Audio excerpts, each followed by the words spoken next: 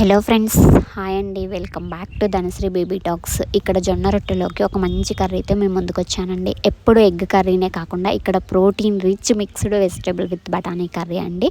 So బ్రీఫ్గా అనేది ఈ కర్రీ అనేది చూసేద్దాము. మీకు క్లియర్గా డీటెయిల్గా కావాలంటే ఖచ్చితంగా లాంగ్ వీడియో అనేది డిస్క్రిప్షన్లో పోస్ట్ చేస్తాను ఫ్రెండ్స్. లాంగ్ వీడియో లింక్ ఖచ్చితంగా అయితే చెక్ చేసేయండి. ఏం లేదు ఫ్రెండ్స్, ముందుగా అయితే మనం బఠానీలు అనేది నానబెట్టేసేసుకొని మన దగ్గర ఏ వెజ్జెస్ అయితే ఉంటాయో ఆ వెజ్జెస్ అనేది అంటే క్యారెట్, ఆలు, బీన్స్, ఇంకా క్యాలీఫ్లవర్, అట్లా మీరు టమోటా ఇవన్నీ రెడీ చేసి పెట్టేసుకోండి ఫ్రెండ్స్. చాలా సింపుల్ అండ్ ఈజీ అనమాట. టమోటా కర్రీ అనుకోండి, బఠానీలు అయితే ముందుగా మీకు నైట్ కర్రీ చేసుకోవాలనుకోండి, మార్నింగ్ నానబెట్టేసుకొని ఈవినింగ్ ఉడకపెట్టేసుకొని ఇలా కర్రీలో వేసేసుకోండి. కర్రీ మాత్రం సూపర్గా ఉంటుంది, మంచి ప్రోటీన్ రిచ్ అనమాట. కాంబినేషన్ కూడా జొన్న రొట్టె విత్ ఇలా టమాటా బఠానీ కర్రీ చాలా బాగుంటుంది ఫ్రెండ్స్.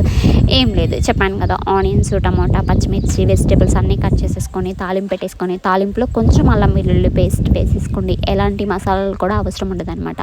అల్లం వెల్లుల్లి పేస్ట్ వేసేసుకున్న తర్వాత ఇంకా వెజిటేబుల్స్ అన్నీ వేసేసుకొని టమాటా వేసేసుకొని మంచిగా మగ్గనివ్వండి. మగ్గిన తర్వాత కొంచెం ఉప్పు, పసుపు వేసేసుకోండి ఫ్రెండ్స్. వేసేసుకున్న తర్వాత ఇంకేం చేస్తారు, మనం ముందుగానే ఉడకపెట్టుకున్న బఠానీలు ఉన్నాయి కదా, ఇక్కడైతే మేము ముగ్గురికి 150 గ్రాముల బఠానీలు అయితే తీసేసుకున్నాము. బఠానీ కూడా వేసేసుకొని బఠానీలు ఉడకపెట్టుకోవడానికి కొంచెం వాటర్ ఎక్కువగా పోసేసుకోండి. ఆ మిగిలిన వాటర్ని అయితే ఇక్కడ కర్రీలో పోసేసి ఫైనల్గా కొంచెం కారం వేసేసుకోండి, స్పైసీకి తగ్గట్టు. ఇంకా వాటర్ పోసేసుకొని మంచిగా ఉడికించుకోవటమే ఫ్రెండ్స్. చాలా చాలా టేస్టీగా ఉంటుంది అనమాట ఈ బఠానీ కర్రీ అయితే. ఎంత మంచి ప్రోటీనో ఇంకా నేను మీకు మాటల్లో చెప్పాల్సిన అవసరమే లేదు.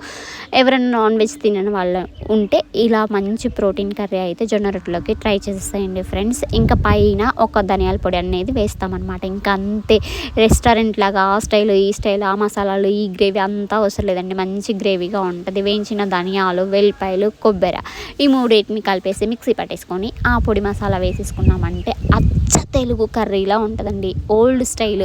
ఇప్పుడు ఏంటండి డాబా స్టైల్ చపాతీ కర్రీ, ఆ కర్రీ ఈ కర్రీ, రెస్టారెంట్ స్టైల్ అవి ఇవి అంటున్నారు. అలా అవసరమే లేదండి. మంచిగా తెలుగింటి కర్రీ అనుకోండి, ఆంధ్ర స్టైల్, విలేజ్ స్టైల్ బఠానీ కర్రీ అనమాట. సూపర్గా ఉంటుంది ఫ్రెండ్స్. ఒకసారి ఎంజాయ్